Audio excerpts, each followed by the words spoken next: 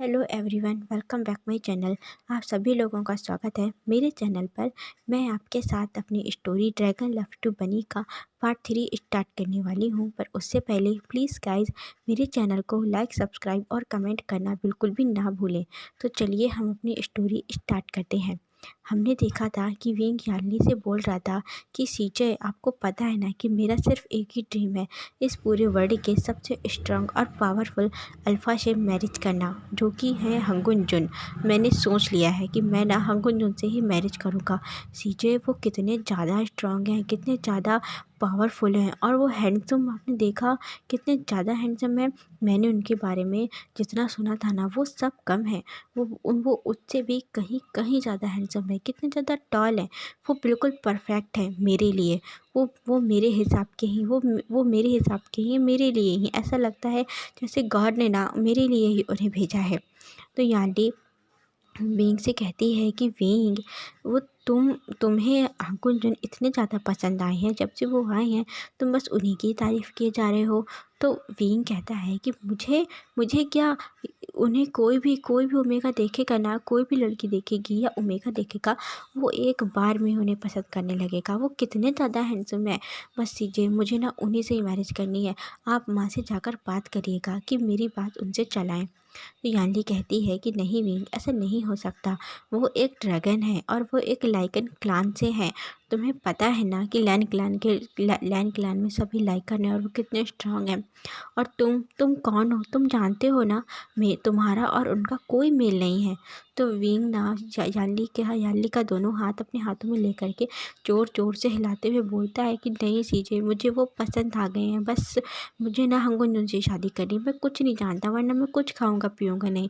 मैं ना हंगुन जुन से ही मैरिज करूंगा। मुझे देखो, क्या मैं प्रीटी नहीं हूँ, क्या मैं उनके लायक नहीं हूँ? ऐसे कैसे हम लोगों की बराबरी नहीं है? तभी ना पीछे से जियांग चैंग आता है और बोलता है कि बस कर, अब कितना ज़्यादा ड्रामा करेगा। इतना बोल करके विंग के सर पे उसने एक हिट किया तेज़ी से। तो विंग ना गुस्सा हो गया और वो जियांग चैंग की तरफ देखकर बोलता है जियांग चैंग। तुरंत गया और जियांग चैंग के शोल्डर पर उसने 2 बार हिट किया। जियांग चैंग कहता है कि ये क्या, मैंने तो तुझे ना सिर्फ एक बार मारा था और तूने मुझे 2 बार मारा है। तो विंग कहता है क्योंकि मैं तुझसे छोटा हूँ और तू ना मुझे बुली करना बंद कर। तो जियांग चैंग कहता है कहाँ से लगता है कि तू मुझसे छोटा है? अब मैं, और तू मुझसे किस तरह बात करता है? हाँ, अपने से बड़ों से ऐसे बात करते हैं? यदि छोटा है ना तो फिर रिस्पेक्ट देना सीख ले मुझे। तो विंग कहता है अभी तुम अपना मुंह बंद रख, मैं ना अभी सीजे से इम्पोर्टेंट बात कर रहा था। तो सीजे तो कहता है कि विंग कहता है यहाँ सीजे, आप बताइए ना, आप सोचिए, क्या क्या क्या मैं उनके लिए ठीक नहीं हूँ? तो जांग चैंग कहता है नहीं, तू बिल्कुल ठीक नहीं है, मैंने सुन ली है तेरी बात। वही तेरा हमेशा का कि तुझे शादी करनी है। अब तुझे हंगुन दिख गए हैं तो तुझे हंगुन से शादी करनी है। तो विंग कहता है कि हाँ, मेरा ड्रीम है वेडिंग करना, तेरा नहीं है क्या? हर ओमेगा का होता है, और मुझे ऐसा ही बिल्कुल हंगुन जैसा स्ट्रॉन्ग, पावरफुल, हैंडसम, जिनके नाम से ही ना सारे अल्फाज डरते हैं कि कहीं उनकी बराबरी कहीं उनका सामना हंगुन जुन से ना हो जाए, ऐसा ही चाहिए। और आपने देखा कि उनका ऑरा कितना स्ट्रॉन्ग ऑरा है। उनके पास, उनके बगल में बैठा था ना मैं, मुझे बहुत सेफ फील हो रहा था। और ऐसा ही तो चाहिए जो मेरी केयर करे, मेरा ख्याल रखे, मुझे अपने हाथों से खाना बना करके दे, कुकिंग करके दे, और मैं सिर्फ़ और सिर्फ रेस्ट करूं, सिर्फ रेस्ट।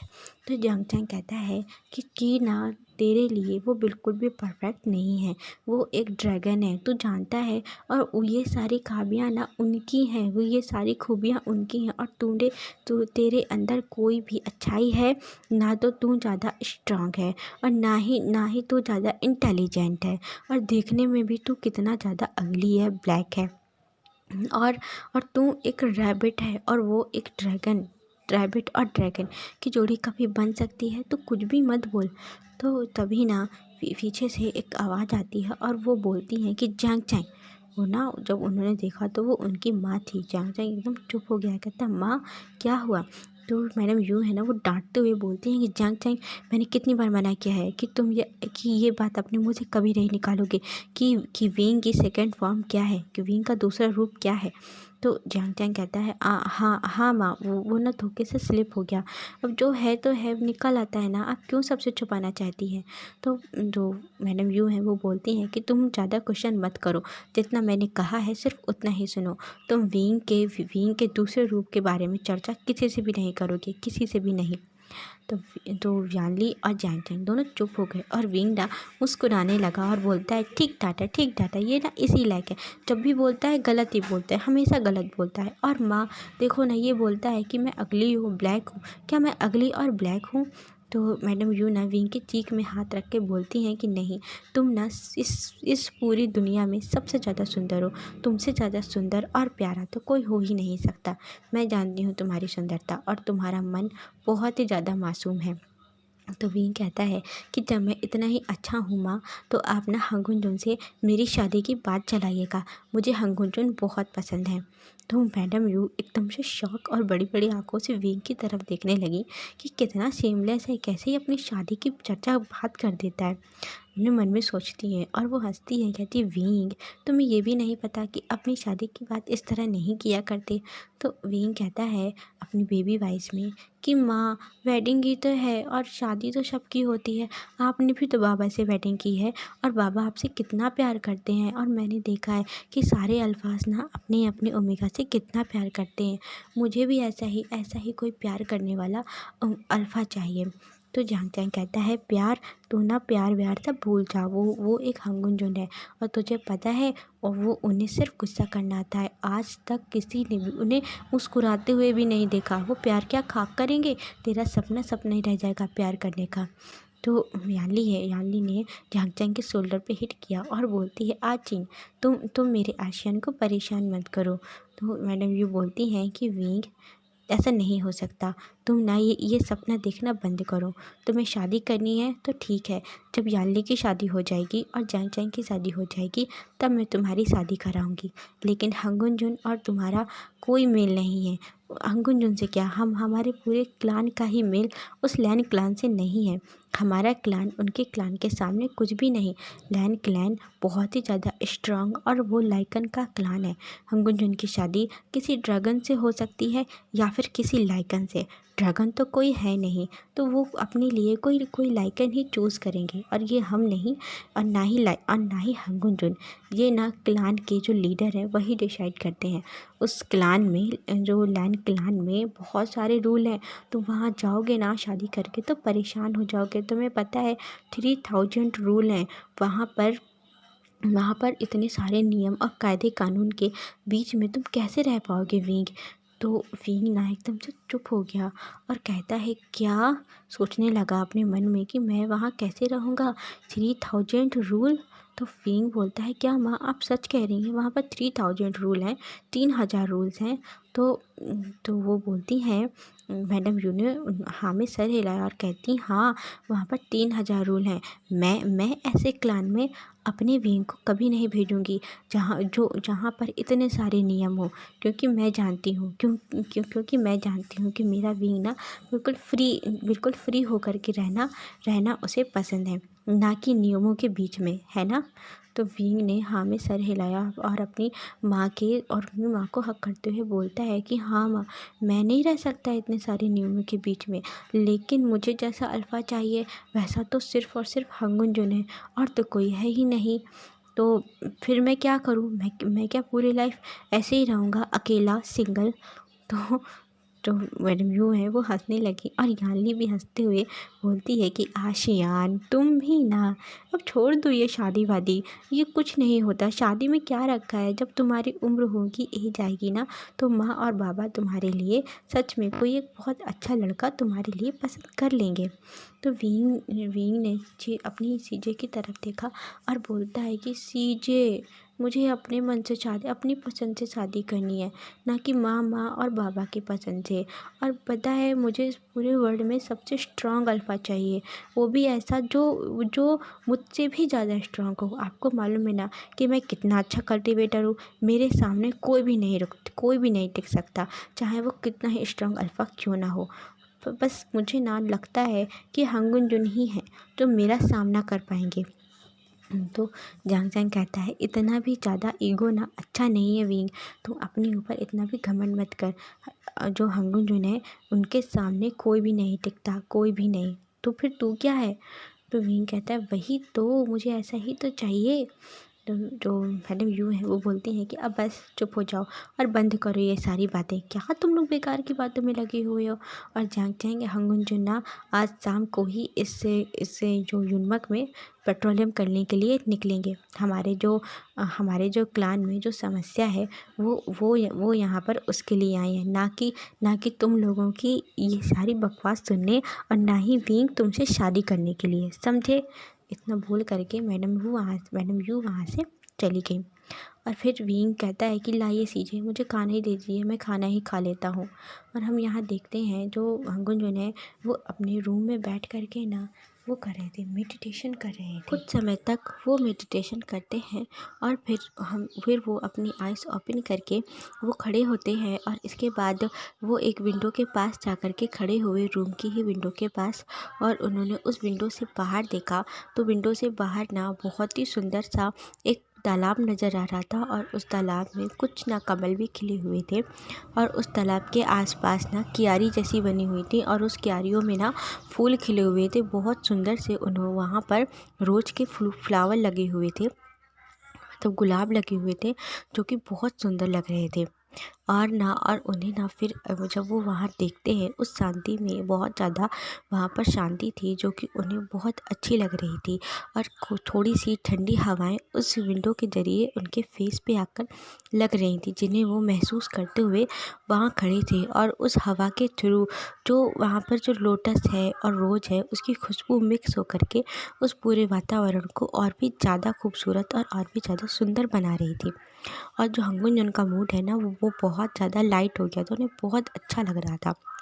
तभी ना वहाँ पर उन्हें तलवारों की आवाज़ सुनाई देती है, जैसे दो तलवार आपस में टकरा रही हों, फाइट कर रही हों। फिर उन्होंने एक साइड देखा तो एक साइड ना दो लोग आपस में तलवारबाजी कर रहे थे, बहुत ही ज़्यादा तलवारबाजी कर रहे थे, और बहुत अच्छी जैसे दो कल्टीवेटर हों और वो कर रहे हों। तो हंगुन जुन ने बहुत ध्यान से जब वहाँ देखा, और वो तलवार चलाते चलाते वो दोनों लोग ना उस विंडो के सामने आ गए, और उन्होंने वहाँ देखा तो वो ना वही ब्लैक रोब पहने हुए उन्हें वही लड़का नज़र आता है जो अभी उनसे मिला था, विंग। और वहाँ पर जो जियांग चैंग, ये दोनों लोग तलवारबाजी कर रहे थे। वहाँ तो वांग जी ना बहुत ही शॉक हो करके और सरप्राइजिंग नज़रों से वहाँ देख रहा था। वो ना आश्चर्यचकित हो गया था, क्योंकि कभी भी किसी भी ओमेगा को यहाँ कल्टीवेशन नहीं सिखाया जाता, और तलवार वगैरह ये ओमेगा का काम नहीं है, ये तो अल्फाज का काम होता है। यहाँ सबका मानना है कि ओमेगा ना बहुत ज़्यादा वीक होते हैं, और वो तलवार का वजन तो उठा ही नहीं पाएंगे अपने हाथों से, उनकी ना कलाई मुड़ जाएगी। इसीलिए किसी भी ओमेगा को, जो अल्फाज हैं, वो लोग ओमेगा को ये नहीं कहते कि वो कल्टीवेशन सीखे, वो ना उन्हें ओमेगा को सिर्फ घर का कामकाज ही सिखाते हैं। पर यहाँ उन्होंने पहली बार देखा कि यहाँ पर ये दोनों ओमेगा भाई किस तरह तलवार चला रहे हैं। जब हंगुन जुन बहुत ध्यान से देख रहे थे, और वो दोनों भाई बहुत देर तक तलवारबाजी करते हैं, और उसमें से दोनों में से कोई भी हारने का नाम ही नहीं ले रहा था। तभी विंग ने एक ऐसा मूव किया जिसको वो ना जो एक ऐसा मूव किया जिसको ना जियांग चैंग सहन नहीं कर पाया, और उसके हाथ से वो तलवार नीचे गिर गई और विंग जीत गया। तो विंग ना बहुत ज़्यादा खुश होते हुए बोलता है कि देखा जियांग चैंग, मैंने तुम्हें हरा दिया, मुझसे ज़्यादा स्ट्रांग यहाँ तो कोई है ही नहीं, कोई है जो कि मुझे तलवारबाजी में हरा पाए, कोई भी नहीं, कोई भी नहीं। विंग को जियांग चैंग को चिढ़ाते हुए वो बोलता है। तो जियांग चैंग कहता है कि विंग की तुमने चीटिंग की है, हम लोग ना बहुत अच्छे से तलवार चला रहे थे, लेकिन ये वाला मूव तो हमें सिखाया ही नहीं गया, तुमने कहाँ से सीखा। तो विंग कहता है तुम ना सिर्फ उतना ही सीखते हो जितना तुम्हें सिखाया जाता है, कुछ अलग से एक्स्ट्रा सीखने की कभी कोशिश ही नहीं करते। और मुझे ना हमेशा हमेशा ज़्यादा सीखने का हमेशा इच्छा रहती है, इसीलिए मैंने ना बुक से पढ़ करके ये मूव सीखा था। कैसा लगा?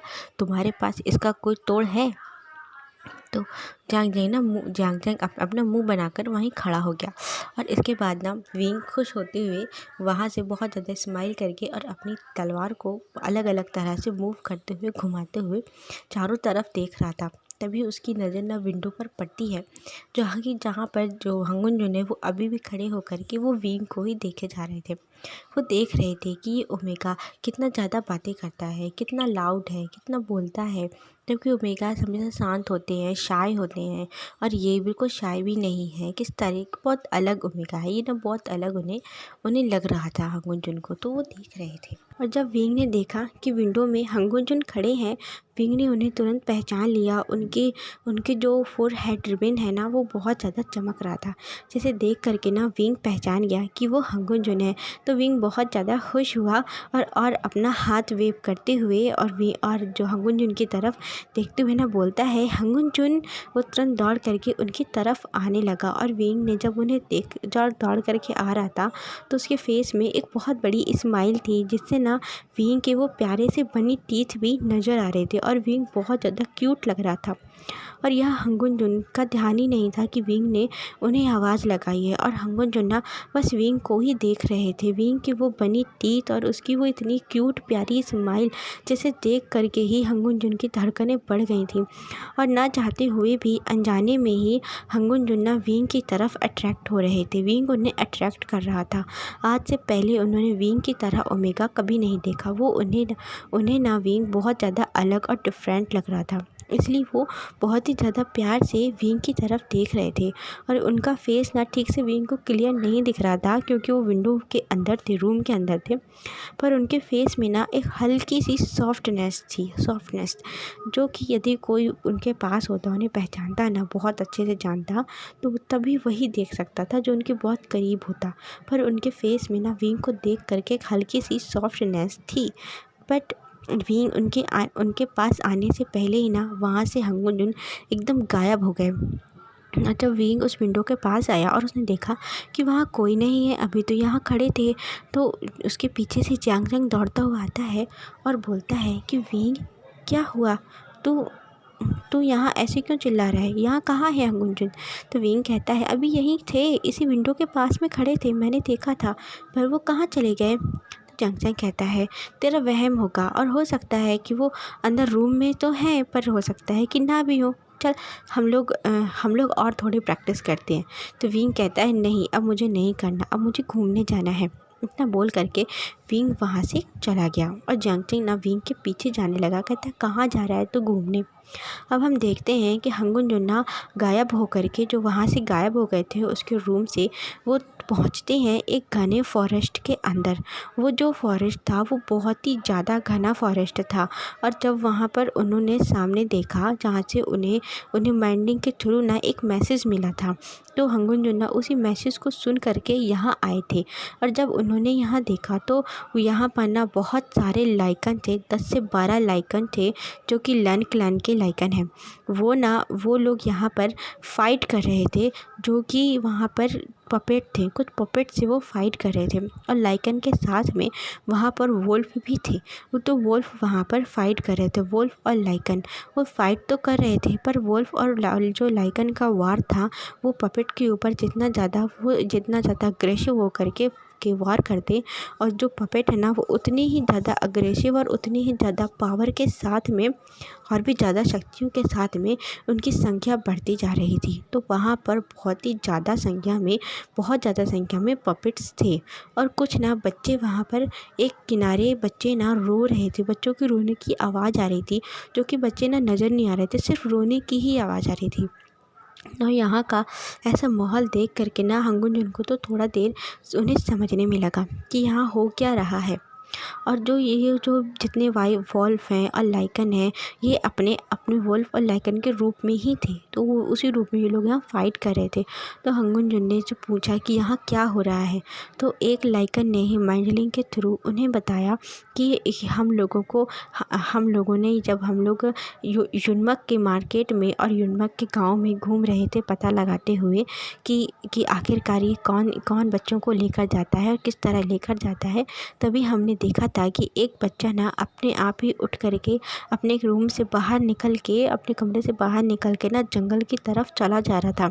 और हम लोगों ने उसे रोकने की बहुत कोशिश की, पर वो बच्चा रुका ही नहीं और वो सीधे इस जंगल के अंदर आया। और हम लोगों ने भी उस बच्चे का पीछा किया, और उस बच्चे के पीछा करते हुए हम लोग भी इस जंगल के अंदर आए। और जैसे ही हमने इस जंगल में अपना कदम रखा तो ऑटोमेटिक ही ना हमारा रूप इंसानों से चेंज हो कर के हम लोग अपने अपने असली रूप लाइकन में बदल गए। और वो जो बच्चा ये आगे ही बढ़ता गया, जब वो आगे गया तो यहाँ पर उसे ना कुछ पपेट मिलते हैं जो कि उस बच्चे को उठा करके कहीं लेकर जा रहे थे। तो हम लोगों ने इनके ऊपर हमला किया, और जिससे उन जो सिर्फ या उस बच्चे के पास में ना सिर्फ 3 पपेट थे, और 3 पपेट से इतने सारे पपेट यहाँ पर बन गए हैं।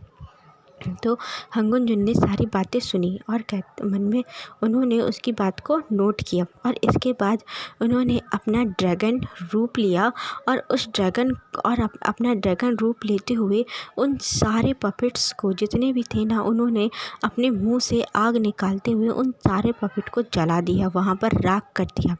जिसकी वजह से वो जो पपेट है उनका कोई भी अंग कट करके नीचे नहीं गिरा, और जब उनका अंग कट के नीचे गिर रहा था तभी ना उस अंग से ही पपेट और भी ज़्यादा बढ़ रहे थे। जब वो उनको ना हंगुन जुन ने ना काटा, कुछ भी नहीं किया, बस उन्होंने एक बहुत बड़ा फॉर्म लिया ड्रैगन का, और अपने माउथ से आग निकालते हुए उन सारे पपेट को वहाँ पर जला दिया।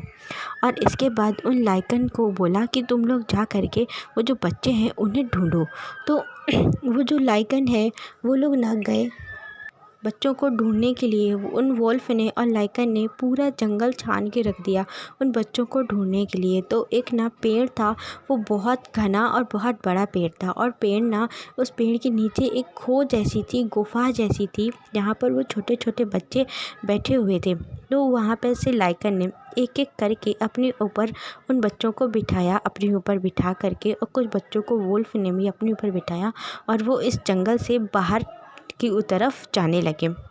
जब ये सब हुआ ना, और इसके बाद जब उन्होंने इस जंगल में आग लगा करके ड्रैगन ने उसे उन लोगों को मारा था, तो उस आग से ना उस जंगल में भी आग लग चुकी थी। तो वो जंगल भी उस जंगल की आग ना बढ़ती ही जा रही थी। तो जो लैन वांगजी हैं उन्होंने अपने मैडलिंग के थ्रू अपने लाइकन से बोला कि तुम सब लोग भी ना बहुत ही तेज़ी से इस जंगल से बाहर निकलो, इस जंगल की आग ना बढ़ती ही जा रही है। यदि तुम लोग समय से बाहर नहीं निकल पाए तो कुछ भी हो सकता है।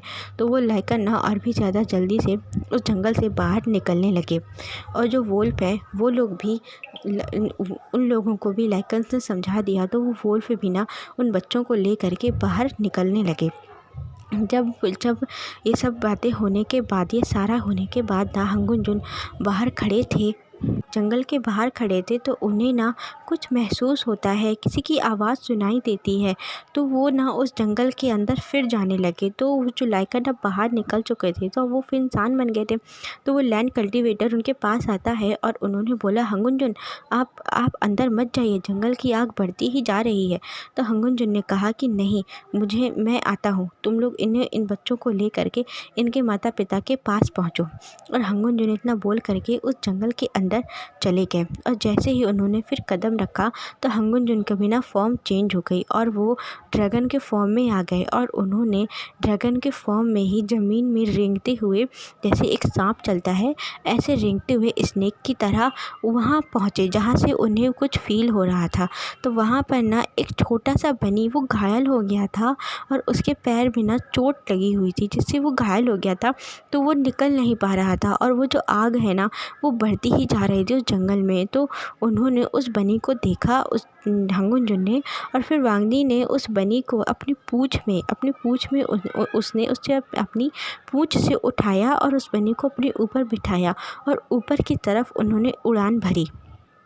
और हंगुन जुन उस जंगल से ऊपर की तरफ उड़ान भरते हुए और उस बनी को अपने साथ ही ना सीधे लैंड क्लान लेकर के वहाँ से निकल गए लैंड क्लान के लिए। और अपने मैडलिंग के थ्रू अपने सारे कल्टीवेटर्स को भी बता दिया कि तुम लोग जियांग फैमियान है वहाँ जा करके जियांग क्लान में जा करके उन्हें बता देना कि यहाँ की प्रॉब्लम सॉल्व हो गई है, अब ना हमें लैंड क्लान लौटना होगा। तो हंगुन जुन ना उनसे माफ़ी चाहते हैं कि बिना मिले ही वो यहाँ से जा रहे हैं क्योंकि उन्हें बहुत अर्जेंट काम है, तो उन्हें लैंड क्लैन जल्दी ही जाना होगा।